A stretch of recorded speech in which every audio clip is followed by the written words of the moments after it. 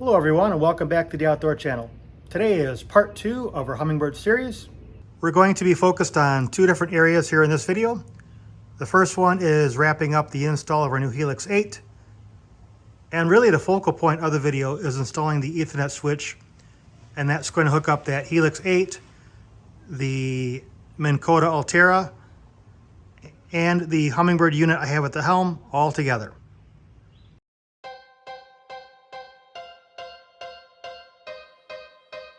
Welcome to the outdoors.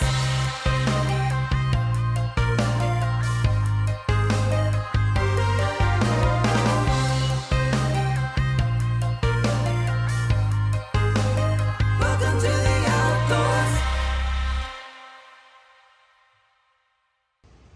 To remind everyone what we did in part 1, we've unboxed and installed this Helix 8. As you can see, we used a ram mount. And what's kind of nice about this particular ram mount, we're using the optional ram base. I'll leave all the part numbers below in the description, just like in part 1. But the base gives you the option of running the wires up underneath, just like you see there. It makes for a real nice clean install. Got a cable manager or wire loom. This goes by a few different names here. Kind of keeping this real nice and clean up here. I'll throw a couple of zip ties on this once we've confirmed everything's installed. Already installed on the boat is this massive Helix 15. In a separate video, we've taken out the stock gauges and put in this custom mount here. I'll leave that link below in the description. You can check that out when it's convenient. It's worked out pretty well so far. With the Helix 15, you saw a moment ago, we've got the Minn Kota Altera, and of course the new addition is the Helix 8. To do just a quick review, we're going to start with a single unit. Now for today, we're talking about Helix units, but this could be a Solex, an Apex, or even the new Explorer series. And if you wanted to add a second Hummingbird unit, the networking is actually quite simple. All you need is a network cable, whatever length you need. If they have the units pretty close to each other, maybe on the helm, a short cable will do. If they have the units a little bit farther apart, maybe one at the helm, one at the bow, maybe a little bit longer cables needed. In the case of Helixes, you will need the Helix to network adapter for each unit that you have. For best results, you may want to use the same family of units. Again, I'm showing two different Helixes here. The size doesn't matter, you just want to make sure you have network units. But you could change it up. You can have a Helix on one side and a Solex on the other. At the time of making this video, Hummingbird does have a new Explorer model. You can network an Explorer to a Helix. Just know that the Explorer is a new platform and the exchange of data between the two units is a little bit limited. The same basic principle applies if you want to add a Minn Kota trolling motor. Just make sure you either have iPilot or iPilot Link. That will give the motor the networking capability. The key takeaway here in either scenario is that there's only two units, one networked directly into the other. Things get interesting when you want to add a third, fourth, or maybe a fifth item. It could be more Hummingbird units, it could be shallow water anchors, whatever has network capability for your particular setup. This is where you'll need that Ethernet switch. Now it's not all that different than something maybe you see networked in your workplace or possibly at your home. But all the data signals go to one central place and then get redistributed amongst all the devices. We're at the workbench, and this is the 5-port Ethernet switch. I know it looks like it's got 6, but this one's power right here. We're going to open this up in just a second. And depending on how many devices you have, you're going to need a set of Ethernet cables. They come in different lengths. This one happens to be 10 foot, and the one there I think is a 20 foot. One end will plug directly into your Ethernet switch, the other one into your device. Depending on what your device is, in my case a Helix, I will need an adapter that'll go from the Ethernet to a Helix. Some other devices you may not need any kind of adapter. So it depends on what you have.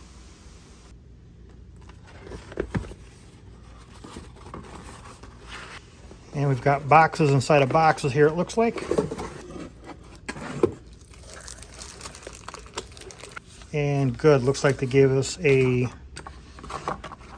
power cable. That's really important. For my particular install, my fuse panel for my boat is underneath my Helix unit here. And so it's pretty easy relative to me to take this Helix unit off. It's a custom install. I did it like that on purpose. I can just take the unit off the gimbal here, and it's just a few screws to dismount this plastic bezel off, and I can get to that unit. I'll show you that here in a second. If you have the standard gauges here, you can do that too. It's only 4 screws. However, when you take this off, now my gauges are disconnected, but you'll have your wire harnesses to your gauges. That might be in your way a little bit.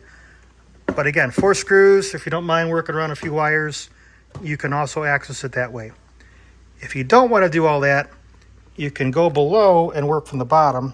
Now in my particular case, I've got the built-in storage drawers down there. I'd either have to work around that drawer or take the drawer out. There's a little cubby in my case. I could probably get a hand in there, but it's not really great. So there's a few different ways you can go about doing this. You can work whatever is great for your boat. For me, going through the top is going to work out really well. It's also going to be good for, filming the video footage here. It's going to make it, a really easy install. Just to demonstrate how this looks with the stock gauges, I've just put this here so you can see it. It's just 4 screws, one here, one there, and then there's 2 in the back. The camera's probably not going to reach it, but here and here you can get with a small screwdriver without too much issue. And again, this just pops off. Give me a sec to put that off to the side. And here is, in my case, the fuse panel that I have. Do my best to get the camera in here. There's a couple of extra spots to tap into. I've used one of them with this red wire right here, which is for the marine radio. I got one other spot there.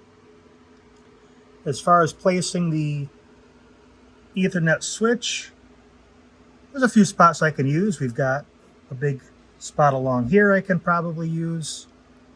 I go back over here, there's lots of room back here and over there, maybe even down below if I wanted to. So I'm going to do a little test fitting, see what that looks like, and we'll find a good home for it. So I know that I pretty much want this here just on the other side. And so I've lined it up. I know where my fuse panel is back here. I know it's not going to interfere with that. I know it's not going to interfere with the ignition wire harness that's here. Now, because I'm just going into this console here, it comes with supplied screws, and if I was going into wood, I'd probably just use that. So instead, I'm going to use some number 8 stainless bolts with some nylon nuts there. You can see that, hopefully. And I just have this here. Now I could trace this out, or I can just kind of get things started. And I'm just using this as a template.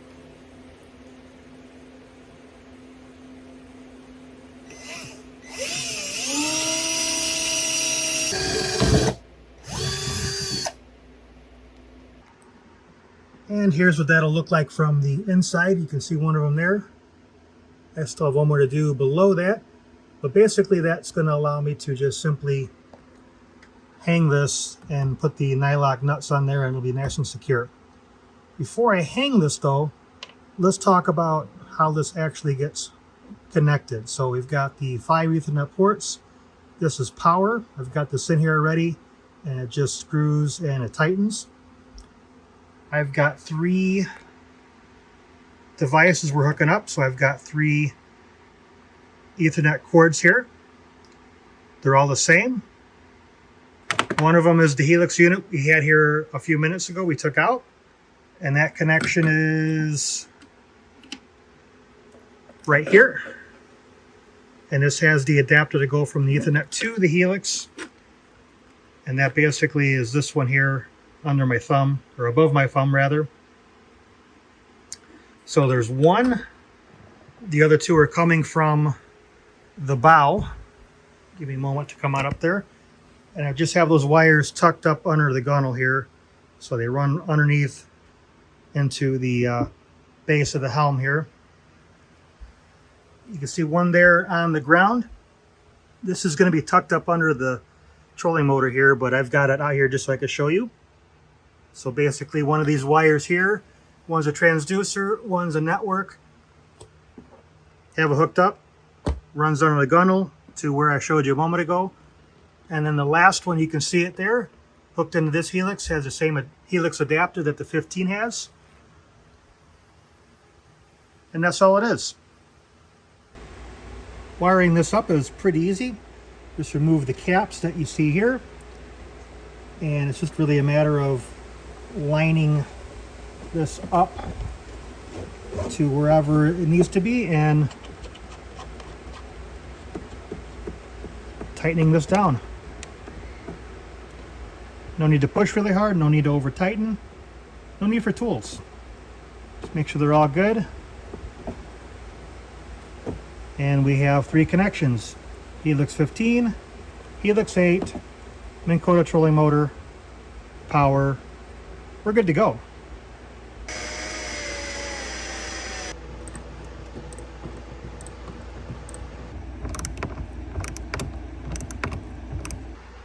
It looks like we have a lot going on here, but really it's going to be quite simple. It's going to make a lot of sense to you in just a moment. Now, panning over back to that fuse panel, Lund has given me a couple of accessory fuses that I can wire whatever I want into. I've used one of those already to wire in my marine radio. I actually did a video on that a little while back. You can check out my channel below in the description. Pretty simple to wire in. But what I've done is taken these bus strips, or terminal strips sometimes they're referred to as, and I've wired them into the fuse panel. So we got a negative bus and we've got a positive bus here. These are for a marine environment. They got a nice cover on them. So I've got one wire on this. You can see that here on the negative bus, and that's going into one of my negative positions there, that bright yellow kind of midway towards the bottom right there. So negative to negative. On the positive, I've got a positive wire here that's ran into that bright yellow centered a bit there on the screen. That's a positive position. And right below that I have a blue 15 amp fuse that governs this entire circuit. So this whole thing here governed by a 15 amp circuit. From here I've got 3 of these inline fuse connectors. So this one's going to be a 1 amp, and this is for, again, the new Ethernet switch. The other 2, I've got a 7.5 amp. This is for the Helix that normally sits right here, and a 5 amp, and that's going to govern the new Helix up there in the bow. So 3 devices, 3 wires, 3 fuses, very straightforward. All of it plugged right into the fuse panel there. The last thing I really want to talk about with this is, notice the gauge wire. Now this is all 12 gauge wire, a little bit overkill for what I'm using here, but it's convenient, it's all the same. Again, here 12 gauge wire. Now I've got a 15 amp fuse again with this 12 gauge wire governing all of this, so I'm okay. If I were to use, maybe I'm going to borrow this cord here from the Ethernet switch and see how much thinner this wire is compared to this wire here. This is meant for 1 amp. This is probably an 18 or 20 gauge wire here, so it's not rated for the amperage that the 12 gauge is rated for. If I were to use wire this thin from the fuse panel to this strip here with a 15 amp fuse, I would burn that wire up and start a fire long before that fuse would ever blow. So basic message here is, understand your wire gauge, understand your fuse and amperage, and make sure you wire this in correctly, otherwise you may have a problem down the road.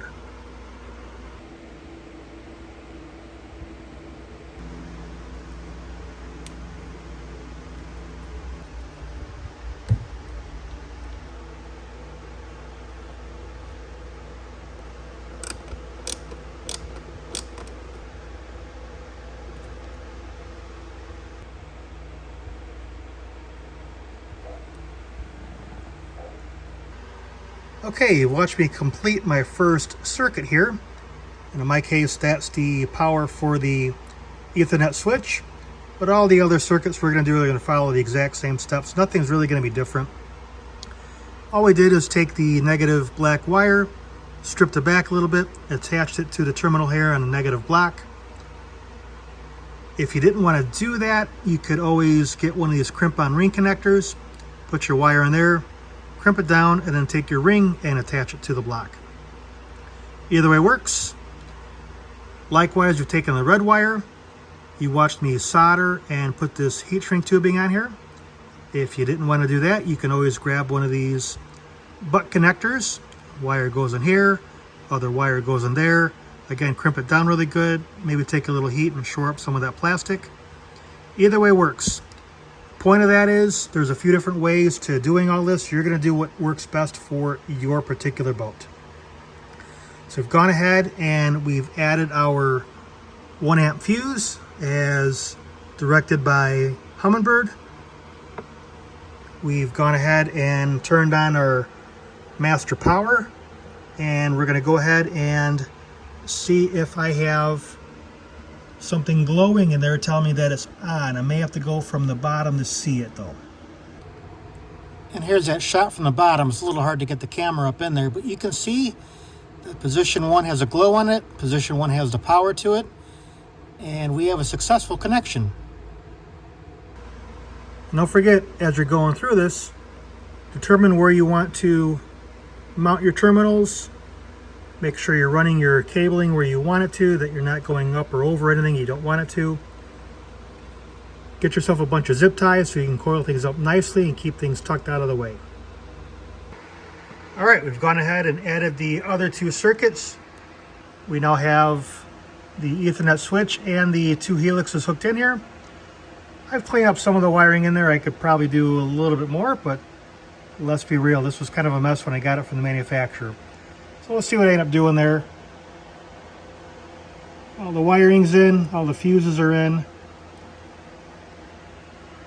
And we're gonna go ahead and bench test this. Now I've got my Helix 15 just sitting here kind of loosely just to test this out.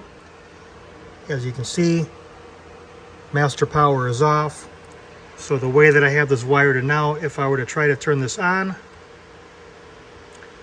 nothing happens as expected. Master power is off.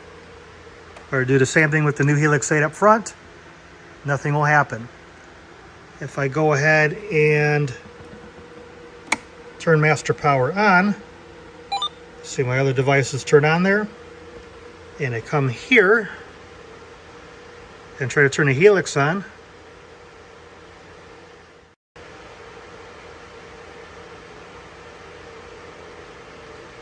turns on as expected.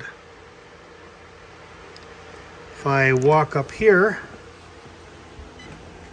and turn this on,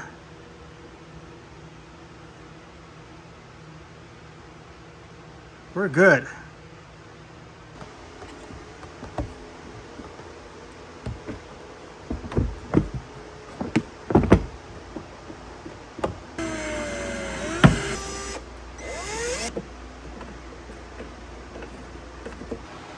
Before we go ahead and get this on the water, and of course it's kind of nighttime out anyway, but at some point during the series you're probably wondering, why did we go through all this work?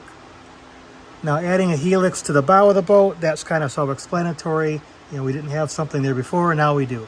But why did we go through the trouble of networking this all together? So I'm going to go ahead and move the camera over a little bit.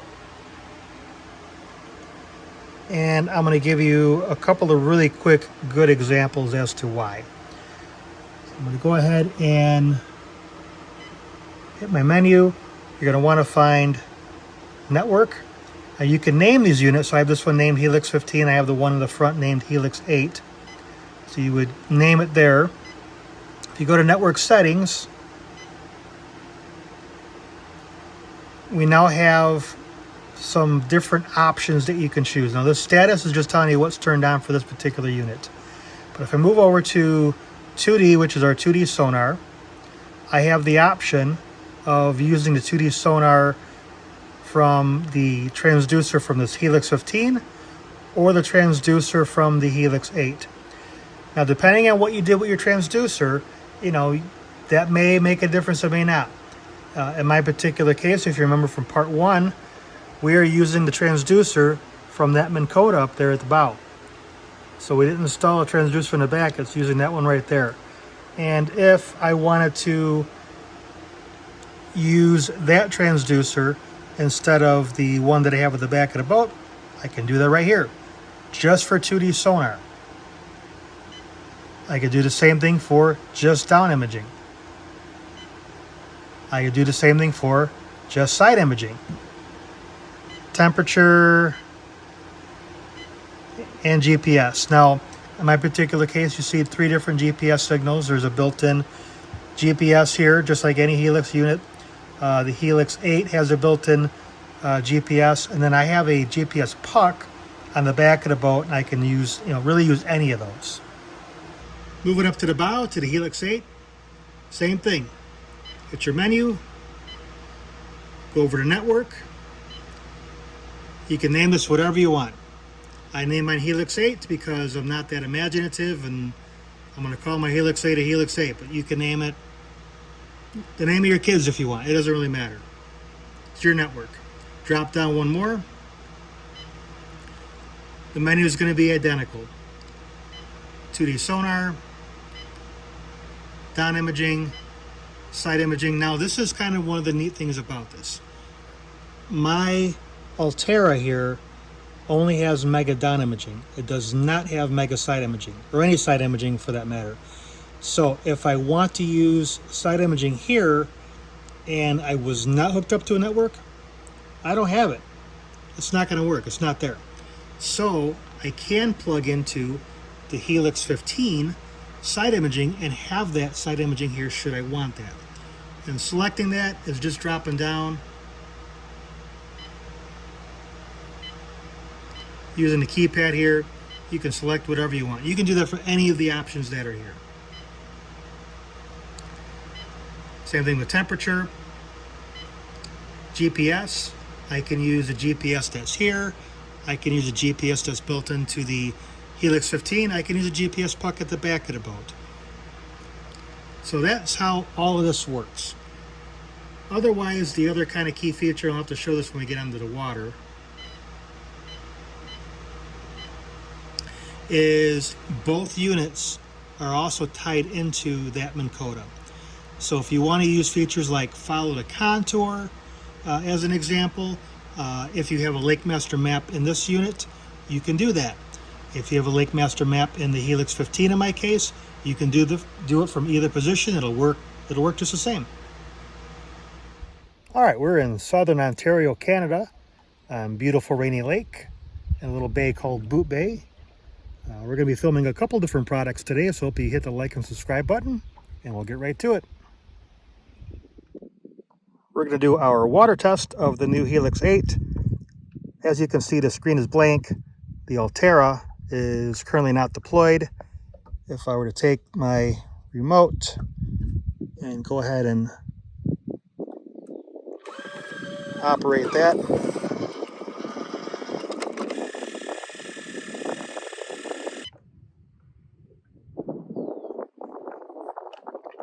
you can see we're getting a read at the bottom now.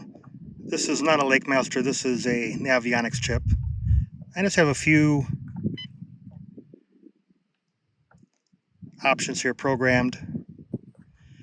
But as you can see, we're getting what the bottom of this particular bay is.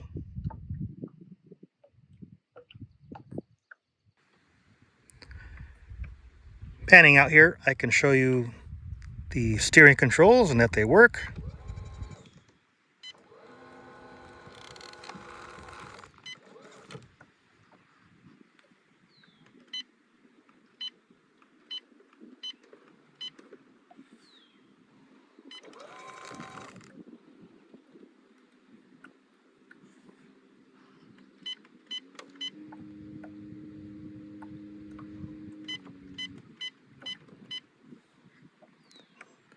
You also have a few options here. Depending on what you want to do, we can turn that prop off. And of course, we can also stow and deploy.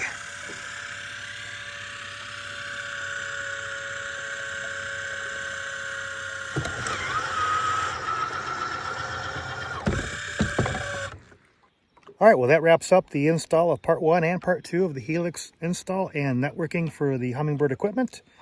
Hope you liked the video. Don't forget to like and subscribe, and we'll see you next time.